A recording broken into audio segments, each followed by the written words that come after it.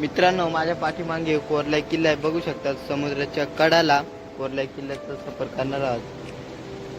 चला तर मग कोरलाई किल्ला बघूया.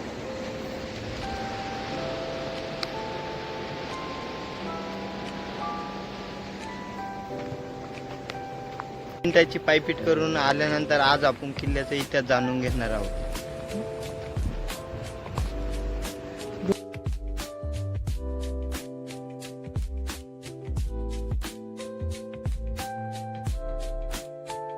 अलिबाग पासून 25 किलोमीटर तर मुंबई पासून 115 किलोमीटर हा किल्ला वसलेला आहे.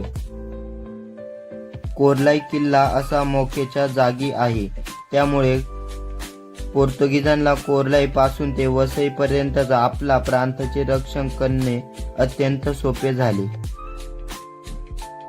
इसवी सन 1521 मध्ये अहमदनगरच्या निजामशहाने कोरलाईचा अधिकारी दिवेना लोपी सिक्वेरा यास पोर्तुगीजांना चौल गावात किल्ला बांधण्याची परवानगी दिली.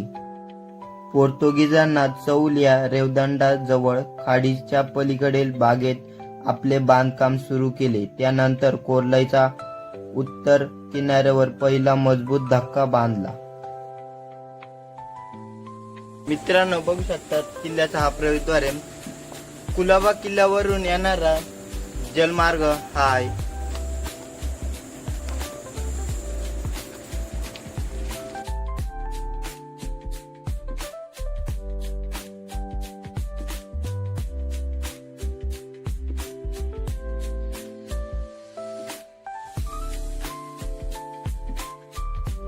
पहिल्या बुरान निजामाच्या मृत्यूमुळे निर्माण झालेल्या अस्थिरतेत 13 सप्टेंबर 1594 साली अहमदनगरच्या निजामशहाने व पोर्तुगीज यात झालेल्या लढाईनंतर हा किल्ला पोर्तुगीजांकडे आला व त्याने चौल खडकावर तटबंदी बांधण्याचा प्रयत्न केला.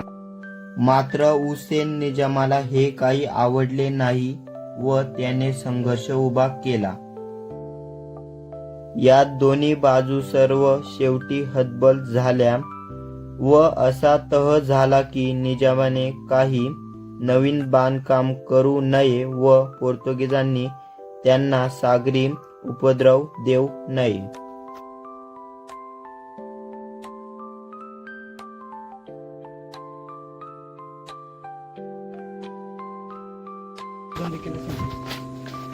मित्रांनो, बघू शकतात समोर आपल्याला रेवदंड किल्ला समोर दिसतो.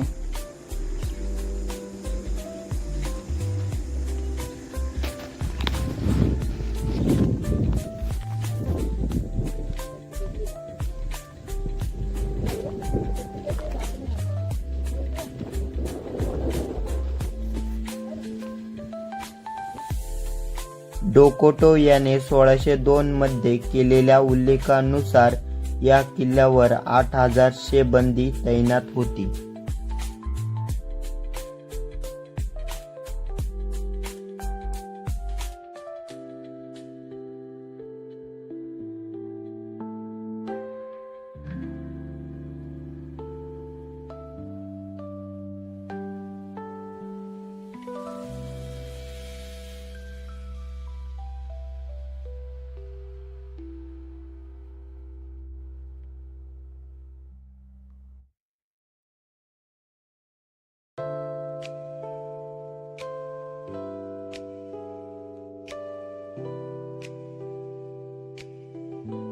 मित्रांनो, हा किल्ला बघण्यासाठी अर्धा तास पुरेसा आहे. साईडला बघू शकता समुद्र.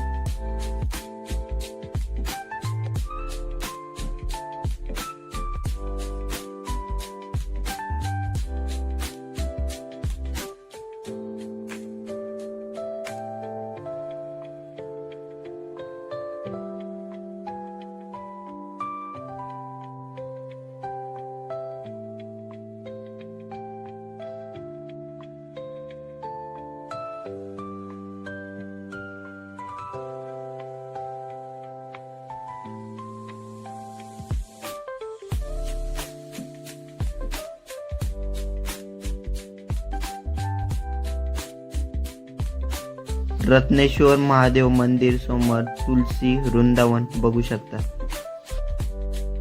मराठ्यांची इथे सत्ता आल्यानंतर हे मंदिर बांधलेले असावे।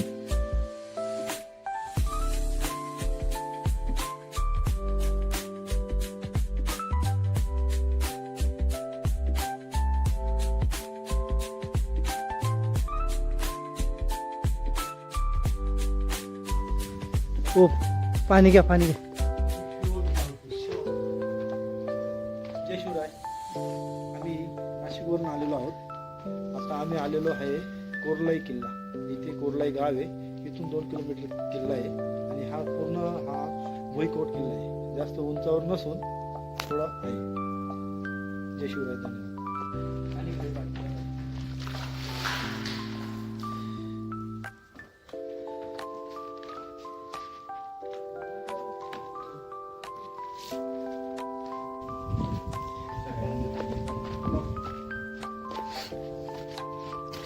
हे वाड्यांचे अवशेष आहे, बुरुज।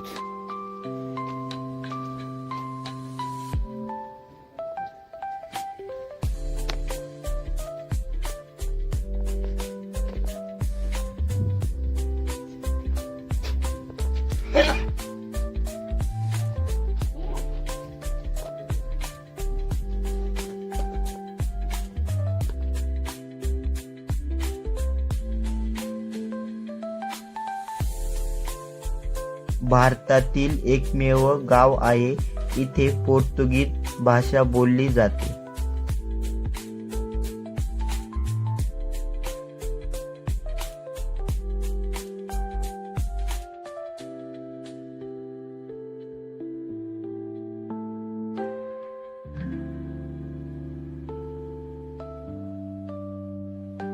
मित्रांनो बघू शकतात, किल्ल्याचा हा दुसरा सागरी मार्ग आहे।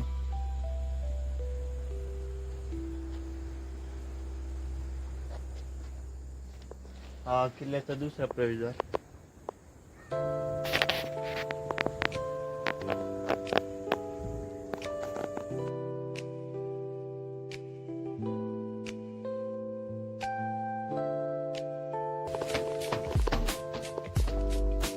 हे आहे किल्ल्याचा मुख्य आकर्षण, उत्तराभिमुख असलेले माधरिद्ध देवस्थान चर्च। मात्र त्या काळी किल्ल्यावर झालेल्या निजामशाही व पोर्तुगीज सत्तेच्या संघर्षामुळे थोडी पडझड झालेली असावी।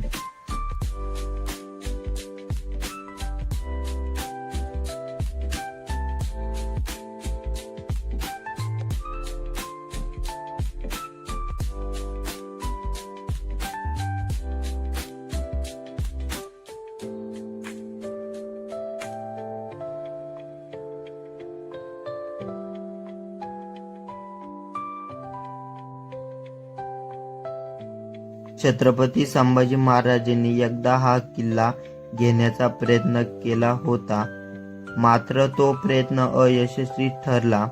त्यानंतर 1739 साली चिमाजी आप्पा पेशवे या नावाचे वादळ पोर्तुगीजांच्या राजसत्तेला धडकले व वर्षभरात हा किल्ला मराठ्यांच्या साम्राज्यात आला। पुढे 1739 साली कोरलाई मराठ्यांच्या ताब्यात आल्यानंतर त्यांचा ताबा आंग्र्यांकडे गेला। आंग्र्यांनी इथे तोफा वतण्याचे कारखाना सुरू केला।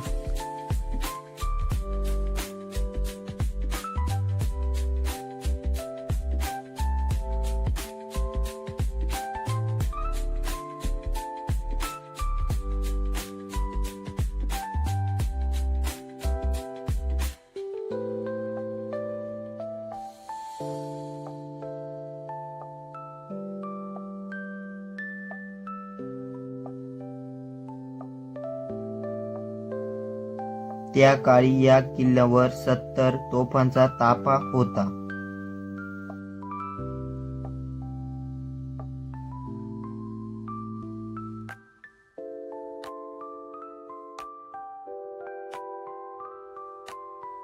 मित्रांनो, आजचा किल्ला बघून पूर्ण झालेला आहे। व्हिडिओ आवडला असेल तर कमेंट मध्ये नक्कीच सांगा। सबस्क्राईब करायला विसरू नका। नक्कीच भेटू पुढल्या व्हिडिओ मध्ये। जय शिवराय।